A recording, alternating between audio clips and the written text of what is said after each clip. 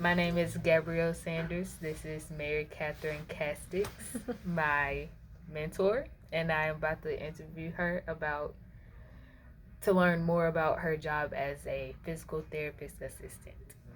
Okay. What about your job makes you happy? My favorite thing about my job is working with the different patients. I love the one patient will come in and they're an ankle, and the next patient will come in and it's a shoulder.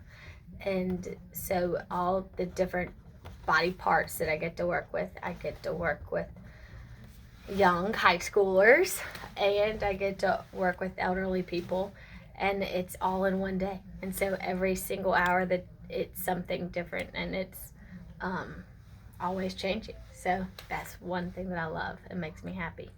Okay. What is the hardest part of your job? So that same exact thing can also be the hardest part of my job. If is transitioning your brain from going to high level balance activities with a high school athlete to helping an elderly patient who has fallen and can't put weight through one of their legs and one of their arms transfer from the wheelchair to the table. It's that back and forth that's very difficult. Plus, you get emotionally connected to these patients. They become your friends, almost like family. And so you want them to do well. And so if someone, at some point, if they feel like they're falling behind, that's tough too. What do you do aside from physical therapy with a patient? Well, kind of like that, we talk. We say we do mental therapy. We talk a lot. I get to know through talking. You get to know your patients, and you get to figure out what's important to them, because the whole part of physical therapy is getting someone better to do what they want to do. It doesn't matter if they don't need to brush their hair because they're bald, that doesn't matter, But if they need to be able to throw a baseball, that matters. So we got to figure out what's important to the patient. So talking to them, not just about physical therapy, but about their life is one thing we do. What would you say your most challenging case was? So that's a tough one. Let me think about this for a second.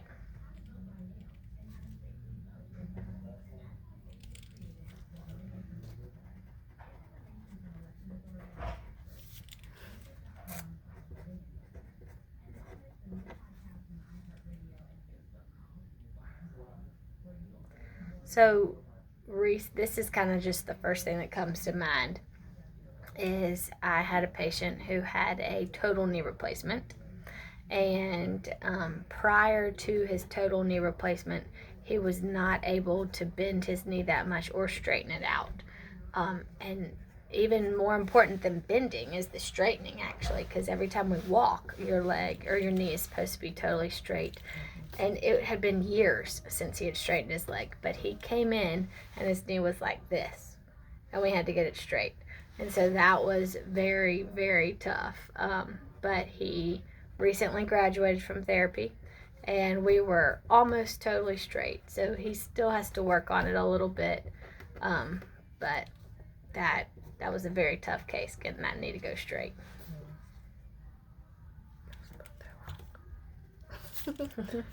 How do you motivate patients to continue with PT through the pain? Oh, that's a hard one, or a good one. It is hard, and people call us physical torturists, or terrorists, and torturists, and all that other stuff, because sometimes it does hurt. But the biggest thing is I remind them what they're working hard for. Think to where you want to be, and let's go for that. That right now, this situation you're in is going to get better if you do this work, if you put this effort in. And to also think back at how it was even before, when the original injury happens, that hurts a lot too. And to think, okay, you've already come so far, don't stop now just because of this, keep going. How do you determine where a patient is supposed to be in their physical aspect? That varies from person to person. You know, it most it's where the patient wants to be. Okay, let's say that. Um, I joke all the time with some of my elderly patients because there will be some 90-year-olds who are still driving and playing tennis 3 times a week. And then, like, you know, I had a 65-year-old who came in here in a wheelchair, you know, and so I'm like, you're 65. You should be walking and driving yourself, not being pushed in a wheelchair and incontinent. But it's what motivates the patient, you know. And there's definitely for, um, like, athletes, there's a certain level you have to be to. And for children and kids, you know, we want them to be able to play, hop, run, kind of those things. And so those are definitely like checked progress. But other than that, it's kind of the level someone wants to be at.